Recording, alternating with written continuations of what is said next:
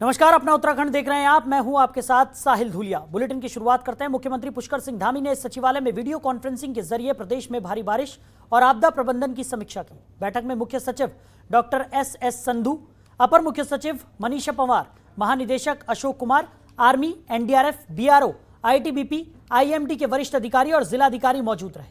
मुख्यमंत्री ने जिलाधिकारियों से जानकारी लेते हुए अलर्ट मोड में रहने के निर्देश दिए। सीएम ने उत्तरकाशी के जिलाधिकारी को आराकोट जाकर वहां के लोगों से मिलकर उनकी समस्याओं का निस्तारण करने के निर्देश दिए। साथ ही पिथौरागढ़ के जिलाधिकारी को हाल ही में स्वीकृत राहत राशि का वितरण तत्काल करवाने के निर्देश भी दिए।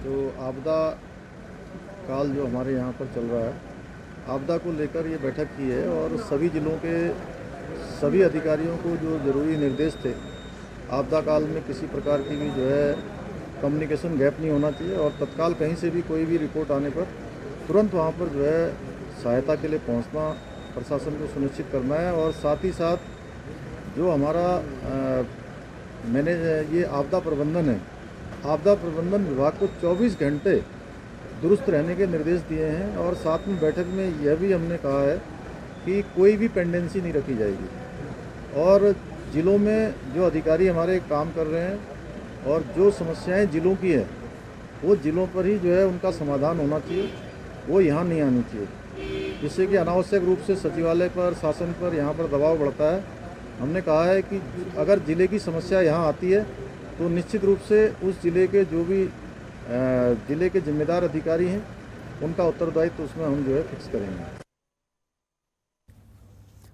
वहीं देहरादून के नवनियुक्त जिलाधिकारी डॉक्टर आर राजेश कुमार ने कार्यभार संभाल लिया है, जिसके बाद जिलाधिकारी ने एक प्रेस कॉन्फ्रेंस की, जिसके दौरान नवनियुक्त जिलाधिकारी ने प्रदेश के सीएम पुष्कर सिंह धामी का आभार जताया। जिलाधिकारी डॉक्टर आर राजेश कुमार ने कहा कि जो जिम्मेदारी दी गई है उसका वो पूरी निष्ठा के साथ निर्वहन करेंगे और उनकी कोशिश होगी कि सीएम धामी के विजन के मुताबिक केंद्र और राज्य सरकार की योजनाओं से लोगों को जोड़ सके। आपको बता दें कि सोमवार देर शाम आईएएस अधिकारियों के तबादले हुए, जिसमें डॉक्टर आर राजेश कुमार को देहरादून का जिलाधिकारी बनाया गया।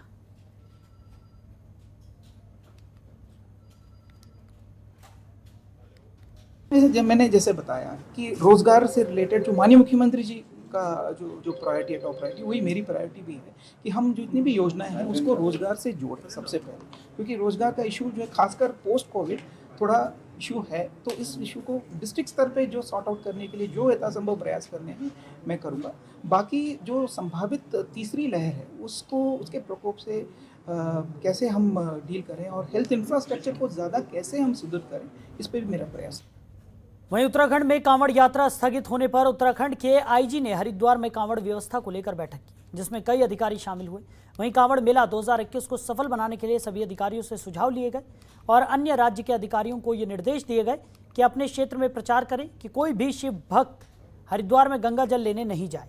अगर कोई हरिद्वार जाता है तो उसे प्रशासन की तरफ से 14 दिन का क्वारंटीन किया जाएगा।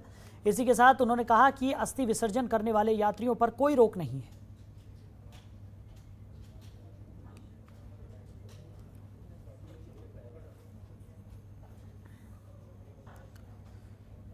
उधर हरिद्वार में महिला से दुष्कर्म करने के आरोप में बीजेपी विधायक को कोर्ट से राहत मिल गई है। आपको बता दें कि नैनीताल हाईकोर्ट ने दुष्कर्म के मामले में फंसे ज्वालापुर से बीजेपी विधायक सुरेश राठौर को राहत देते हुए गिरफ्तारी पर रोक लगा दी है।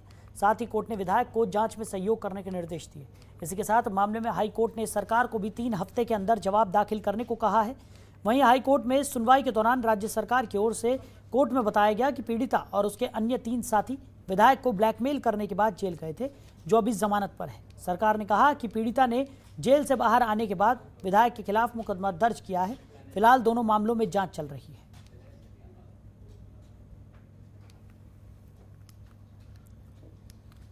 वहीं उत्तराखंड में प्रकृति ने तबाही मचा रखी है। भूस्खलन से लेकर बादल फटने तक पूरे उत्तराखंड में जान माल की हानि की खबरें सामने आ रही हैं। ऐसे में प्रदेश के नए सीएम पुष्कर सिंह धामी इस स्थिति से निपटने के लिए खुद मोर्चा संभाले हुए हैं। धामी ने राहत और बचाव के कामों के लिए निर्देश जारी किए हैं। इस पर देखिए खास रिपोर्ट।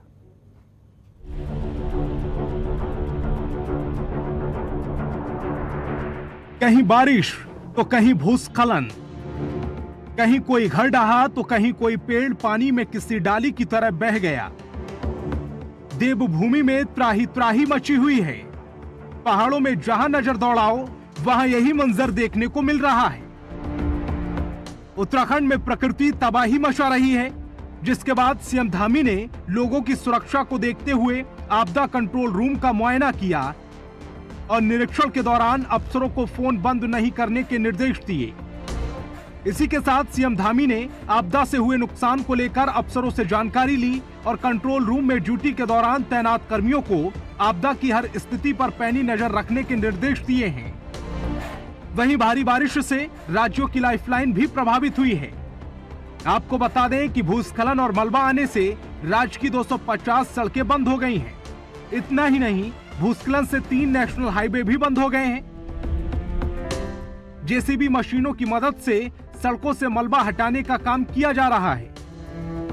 मौसम विभाग ने अगले 3 दिन राज्य के कई हिस्सों में मध्य से भारी बारिश होने की चेतावनी दी है, जिसके बाद एसडीआरएफ की टीम को अलर्ट पर रखने के निर्देश दिए गए हैं। साथ ही लोगों से सावधानी बरतने की अपील की गई है, जिससे इस आपदा की स्थिति से निपटा जा सके। ब्यूरो रिपोर्ट, जनतंत्र टीवी।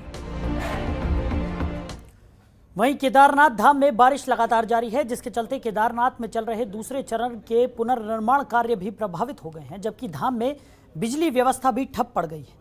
इसके अलावा लगातार हो रही बारिश के कारण बद्रीनाथ और केदारनाथ हाईवे पर जगह जगह भूस्खलन हो रहा है, जिससे भारी मात्रा में मलबा रास्तों पर आ रहा है, जिससे कई रास्ते बंद हो गए हैं। वहीं ग्रामीण क्षेत्रों को जोड़ने वाले कई लिंक मोटर मार्ग भी बंद हो गए हैं, जिसके कारण लोगों को काफ़ी परेशानियों का सामना करना पड़ रहा है।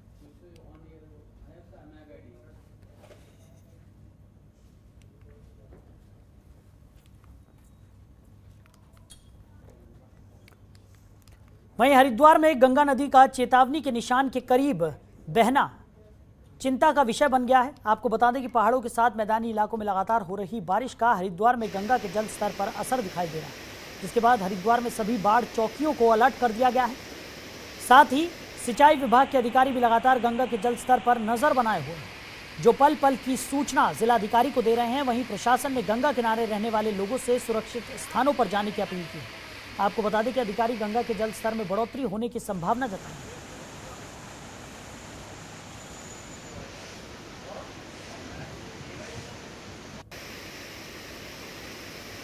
तो गंगा नदी के जल स्तर में लगातार वृद्धि दर्ज की जा रही है। चेतावनी के निशान के पास गंगा नदी का जल स्तर पहुंच गया है, जो कि एक चिंता का विषय बन गया है। प्रशासन ने लोगों से सुरक्षित जगहों पर जाने की अपील की है। लगातार प्रशासन अलर्ट मोड पर है। किसी भी बड़ी अप्रिय घटना को रोकने के लिहाज से तमाम तैयारियां यहां पर की जा रही हैं और लोगों से सुरक्षित स्थानों पर जाने की अपील की जा रही है। तो चेतावनी के निशान के करीब गंगा का जल स्तर पहुंच गया है। मैदानी इलाकों में लगातार बारिश हो रही है, जिसके चलते अब गंगा का जल स्तर भी लगातार बढ़ रहा है।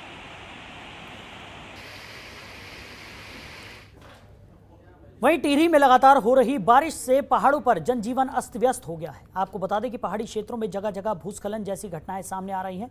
तो वहीं भारी बारिश से बढ़ रही नदियों के जल स्तर से कई जगह मार्ग संपर्क भी टूट गया है, जिससे लोगों को बहुत परेशानी हो रही है। वहीं जौनपुर के थत्यूड़ के पास अगलाड़ नदी में जलस्तर बढ़ने से वहां बना अस्थायी पुल बह गया, जिससे लोगों को काफ़ी परेशानी हो रही है और उनकी परेशानियां लगातार बढ़ती हुई नजर आ रही हैं। तो बारिश से अलगाड़ नदी का जलस्तर बढ़ गया है। नदी का जलस्तर बढ़ने से अस्थायी पुल जो बनाया गया था वो बह गया है। लोगों को आवाजाही करने में खासा दिक्कतों का सामना करना पड़ रहा है। उधर अल्मोड़ा में पिछले 24 घंटे में लगातार बारिश हो रही है, जिससे प्रभारी मंत्री बिशन सिंह चुफाल अल्मोड़ा पहुंचे। वहीं प्रभारी मंत्री ने अधिकारियों को निर्देश दिया कि पहाड़ों में मानसून की बारिश शुरू हो गई है, जिससे ज़्यादातर सड़कें बंद हैं, जिसे खोलने के लिए जगह जगह जेसीबी को तैनात कर बंद सड़कों को खोला जाए, जिससे यातायात करने में लोगों को परेशानियां ना हो।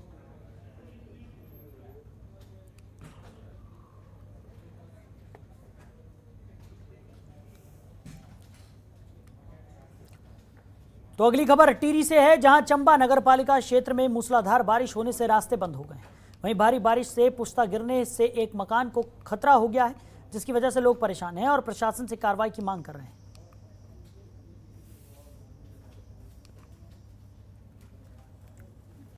और ये हमारा पुश्तैनी मकान है, पुराना मकान था।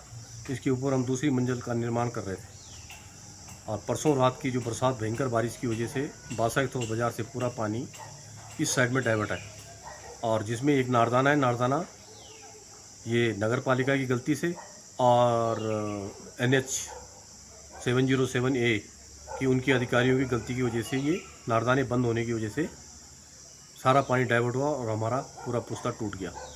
नगर तक है। ये इसमें आता है NH 707 में, राष्ट्रीय राजमार्ग लोक निर्माण विभाग के दायरे में आता है। और हमने उनसे मांग की है कि इन जो समय पर अगर इन नारदाने और इन नालियों की दुरुस्त किया जाता तो शायद ये घटनाएं देखने को नहीं मिलती। आज हम देख रहे हैं कि हमारे वार्ड में बहुत सारी आपदाएं आ चुकी है और इस दैवीय आपदा को निरंतर कई परिवारों को खतरा बना हुआ है। आपने अभी देखा होगा रोहतान जी का जो दीवार गिरी है, और उसके बावजूद एक बलवंत सिंह रमोला जी हैं, एक भंडारी जी हैं, एक बुटोला जी है, इनके मकानों को भी खतरा बना हुआ है। वहीं अल्मोड़ा के विश्व प्रसिद्ध जागेश्वर धाम में श्रद्धालुओं का आना शुरू हो गया है। आपको बता दें कि जिले में एक महीने का सावन में श्रावणी मेला लगता है, जिसमें देश के कोने कोने से लोग यहां घूमने आते हैं। इसी दौरान जागेश्वर धाम में पूर्व विधानसभा अध्यक्ष और विधायक जागेश्वर अपने परिवार के साथ पहुंचे, जहां पर उन्होंने अपने परिवार के साथ भगवान शिव की पूजा अर्चना की। वहीं गोविंद सिंह कुंजवाल ने कहा कि श्रावण मास में ये पार्थिव पूजा का बड़ा महत्व है। वो अपने परिवार के साथ यहाँ पूजा करने आए हैं। साथ ही उन्होंने जनता को कोरोना महामारी से निजात दिलाने के लिए भी भगवान शिव से प्रार्थना की।